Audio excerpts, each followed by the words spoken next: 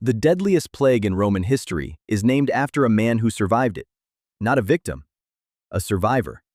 He caught it, got better, and ruled another 23 years. Constantinople, 542. The Emperor Justinian catches the plague. An actual plague swelling in his groin, and the historian Procopius mentions it in a parenthetical.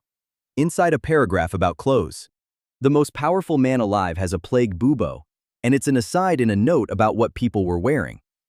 Then Justinian just gets better. He dies in 565, in bed. So the pandemic that gutted the Roman Empire is called the Plague of Justinian, named after its most famous survivor.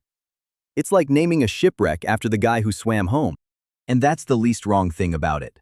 Because everyone tells you the first pandemic was the Black Death. The Black Death is the second one, and the first one isn't the first one either. Here's what nobody explains. Historians number the plague pandemics. First, the Plague of Justinian, 541, grinding on until about 750. Second, the Black Death, from 1346. Third, from 1855. 3 pandemics, 1 bacterium.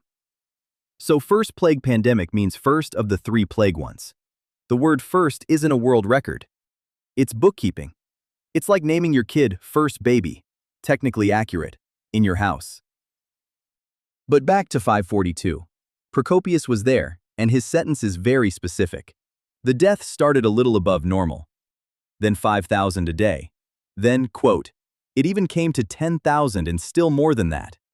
That's a peak, not a daily average. And here's the detail nobody uses. Procopius says every man was, quote, wearing clothes befitting private station and remaining quietly at home. The Roman Empire discovered working from home in sweatpants in 542. Then the graves ran out. So they took the roofs off the defensive towers, filled the towers with bodies, and put the roofs back on. So how many died? This is where it falls apart. The quoted numbers run from 15 million to 100 million. A range that wide isn't an estimate, it's an admission. In 2019, a team published a paper with the greatest title in plague studies, The Justinianic Plague, an inconsequential pandemic. Their evidence is beautifully boring. 505 Egyptian papyri, precisely dated. No dip. And across the whole Mediterranean, across 2 centuries, exactly 2 inscriptions mention it. The apocalypse left no receipts. Their line, there's no more basis for a 50% death toll than for 0.1%. So we might have lost half the Mediterranean. Or about a bad week. Pick one. To be fair, this fight is live. The historian Peter Saris thinks those daily tolls are quite plausible. His logic punch, just because plague wasn't the only cause, doesn't mean it wasn't a cause. So our first pandemic is first of 3, with a body count nobody can produce. Who's older? Athens, 430 BC. A plague hits the city, and a man named Thucydides catches it. He survives. And then he does something nobody had ever done. He writes down every symptom and tells us why. His words, in the standard translation. He wrote it so the disease may be recognized, if it should ever break out again. This I can the better do, as I had the disease myself. A message in a bottle, thrown to the future. He refuses to guess the cause and leaves it to other writers, who have now had 24 centuries. In 2006, scientists drilled into 3 teeth from an Athenian mass grave. 6 tests came back with nothing. The 7th said salmonella, typhoid, probably. Then 3 geneticists answered. Their title, no proof that typhoid caused the plague of Athens. The Athens team fired straight back. Nobody has settled it since. Thucydides nailed the assignment. We still failed the quiz. But rewind to 430 BC, because the details are unbelievable.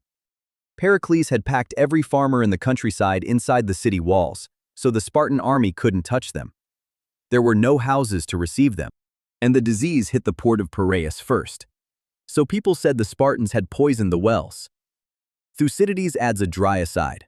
Piraeus had no natural springs yet, so the port drank from dug wells. The first recorded plague conspiracy theory. Day 1. At the port. Meanwhile, the doctors, he says, died themselves the most thickly, as they visited the sick most often. And then Thucydides notices something enormous. Quote, The same man was never attacked twice. Never, at least fatally. That's the earliest surviving written description of the phenomenon of acquired immunity. And then he slides the knife in. The survivors, he says, half entertained the vain hope that they were for the future, safe from any disease whatsoever. He invented dunking on the guy with one immunity who thinks he's invincible. But here's what nobody tells you about the plague of Athens. It probably wasn't a pandemic at all. Thucydides says it never really entered the Peloponnese. First described? Yes. Pandemic? No. Which leaves Rome, 165 AD. The Antonine Plague, named after the family name of the two emperors on the throne, Marcus Aurelius and Lucius Verus. Historians like Kyle Harper call it a pandemic, and one historian, Colin Elliott, suggests it may have been the world's first. Which brings us to a small problem. We have never found the germ. Not one genome. Ever. Everything you've ever heard calling this smallpox comes from one doctor reading a rash. Galen, fever, diarrhea, a sore throat, and a skin eruption around the 9th day. That's the best eyewitness medicine we have. And in 2022, 3 researchers published a paper called Smallpox's Antiquity in Doubt. Their case: every virus genome we can confirm actually caused smallpox comes from the 1600s or later. They found 4 older cousins from early medieval Europe, but they're sister lineages. They're missing what makes smallpox, smallpox. And the paper ends by telling historians to eradicate smallpox from their histories of the ancient world. Smallpox got eradicated twice, once from Earth, once from the past. So how many died? Published estimates run from 2% of the Roman Empire to a third of it. Most land near 10%. Anyone who gives you one number is selling something, and the 2 marquee victims have alibis.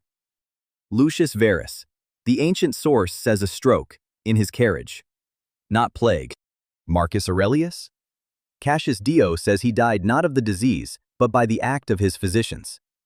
So the strongest rival for the first pandemic is a disease we cannot name, that killed a number we cannot pin down. So we need a better tool.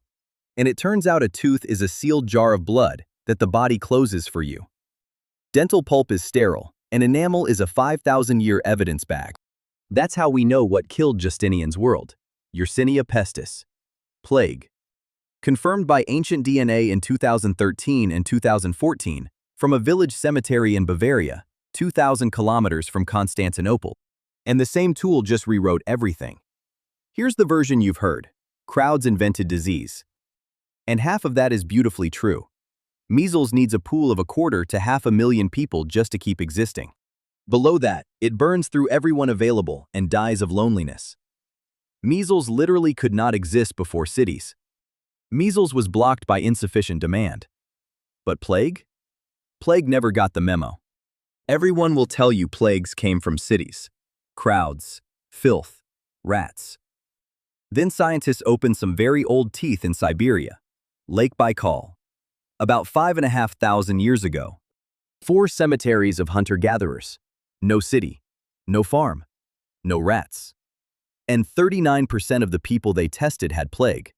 That's from Nature, June 2026. The earliest known plague outbreaks on Earth. The likely source? Marmots. Giant burrowing squirrels, hunted for meat and fur, that still carry plague there today. And it couldn't even do the classic plague thing. These early strains were missing a gene called YMT. The one plague needs to survive inside a flea's gut. No fleas, no buboes. But it killed. The dead skew hard onto children, aged 8 to 11. And the survivors buried them properly. Right graves, right grave goods. They did the funerals right, while the funerals were killing them. That flea gene doesn't switch on until roughly 3,800 years ago. The deadliest disease in human history spent its first 2,000 years shipped without its main feature. And the crowd story everyone teaches, including the one I was about to tell you, is being rewritten right now. The paper says it flat out. This challenges the idea that density and farming were prerequisites. The oldest lethal plague on Earth hit people with no city, no farm, and no rats. The crowd thesis got mugged by a Siberian marmot. So what is the first pandemic? Wrong question. And here's why. Everyone thinks the World Health Organization declares pandemics. It doesn't. It has no rigid legal definition of the word.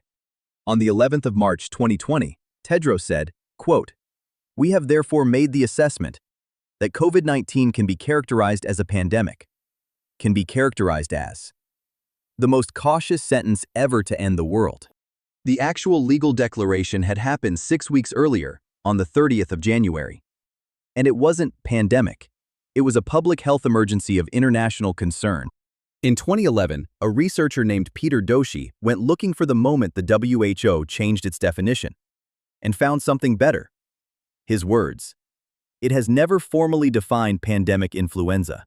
Anthony Fauci and 2 colleagues went looking too. They found 8 features that keep showing up, and they fight each other. Novelty? Fails for cholera. 7 cholera pandemics, all from variants of the same organism. Severity? Not a conventional criterion. In the end, exactly one thing survived.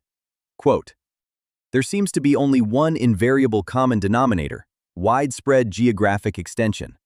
That's the whole definition. It went far. It's a geography award. And the word itself? Greek pan, all, plus demos, people. Same root as democracy.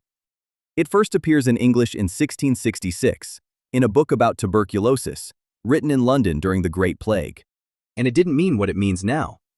The physician Gideon Harvey used it for a disease that would generally haunt a country, closer to what we'd call endemic. The word spent centuries meaning the opposite of itself. It doesn't get its modern job until 1883, in a speech in the British House of Commons. Leon Playfair.